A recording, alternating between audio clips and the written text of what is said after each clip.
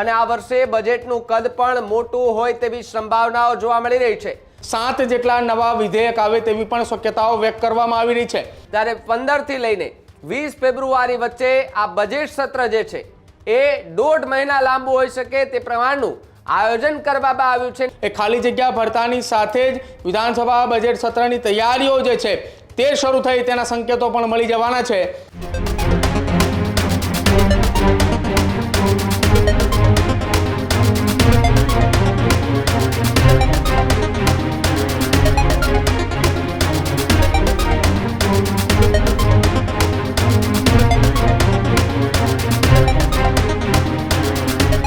વિધાનસભાના બજેટ સત્રને લઈને કરીએ તો બજેટ સત્રને લઈને સૌથી મોટા સમાચાર જે છે તે સામે આવી રહ્યા છે કે જ્યાં 15 થી 20 ફેબ્રુઆરી વચ્ચે આ બજેટ સત્ર જે છે તે યોજાઈ શકે છે।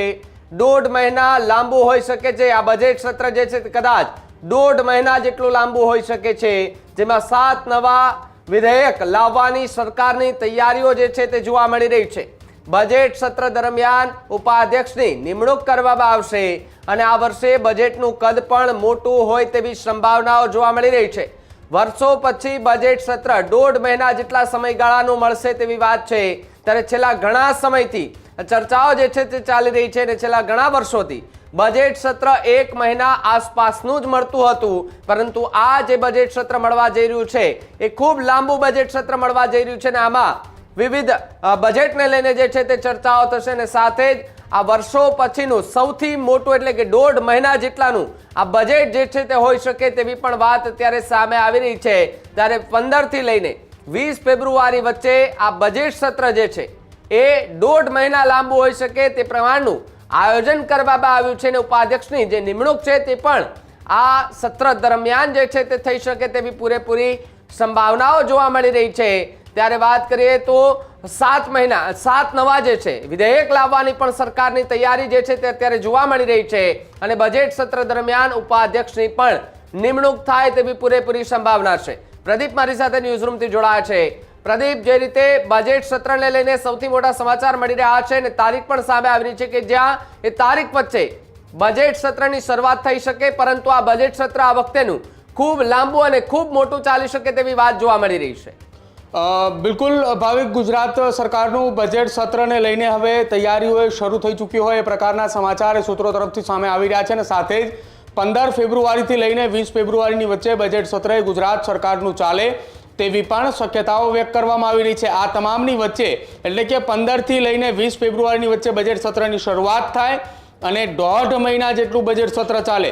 ગુજરાતના બજેટ સત્રના ઇતિહાસની જો અત્યાર સુધી વાત કરવામાં આવે તો ખૂબ લાંબા સમય બાદ અત્યારનું જે આયોજન થઈ રહ્યું છે, જો એ આયોજન પ્રમાણે બજેટ સત્ર મળે છે તો કદાચિત સૌથી લાંબુ એ અત્યાર સુધી, જો કે ઘણા વર્ષો પહેલાં એ 1.5 મહિનાની આસપાસનું બજેટ સત્ર મળ્યું હતું, વર્ષો બાદ ફરી એક વખત 1.5 મહિનાનું બજેટ સત્ર મળે તેવી શક્યતાઓ વ્યક્ત કરવામાં આવી રહી છે। આ બજેટ સત્રની અંદર મહત્વપૂર્ણ મુદ્દાઓને આધારિત ચર્ચાઓ પણ થવાની છે, બજેટને લઈને પણ ચર્ચાઓ થશે, પરંતુ આ તમામની વચ્ચે 7 જેટલા નવા વિધેયક આવે તેવી પણ શક્યતાઓ વ્યક્ત કરવામાં આવી રહી છે।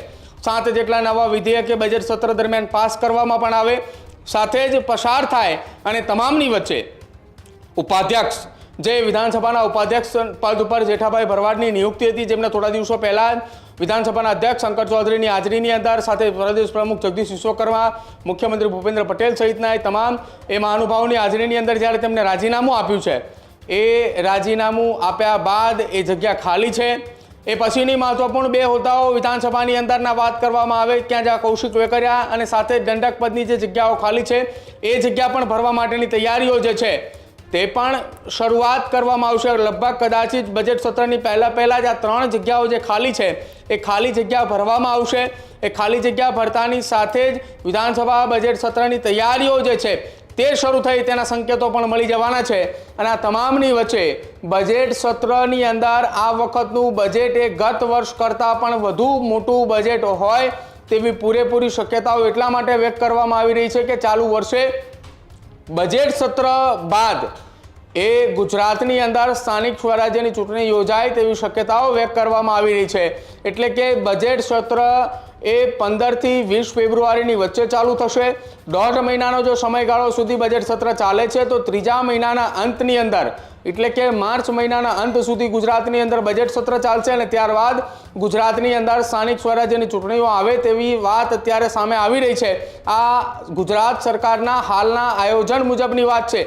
જો બજેટ સત્ર ટૂંકું એટલે કે એકાદ મહિનાનું બજેટ સત્ર હોય છે તો એકાદ મહિનાના બજેટ સત્ર અંતર્ગત 15 થી 20 ફેબ્રુઆરીની વચ્ચેની જગ્યાએ કદાચિત એ બજેટ સત્ર 25 થી લઈને 27 અથવા 28 ફેબ્રુઆરીની આસપાસ શરૂ થાય અને ત્રીજા મહિનાના અંત સુધીની અંદર એ બજેટ સત્ર પૂરું થાય તે પ્રકારની પણ શક્યતાઓ વ્યક્ત કરવામાં આવી રહી છે। પરંતુ હાલના જે સમાચારો સામે આવી રહ્યા છે ત્યાં 7 જેટલા વિધેયકો પસાર કરવામાં આવે તેવી શક્યતાઓ વ્યક્ત કરવામાં આવી રહી છે।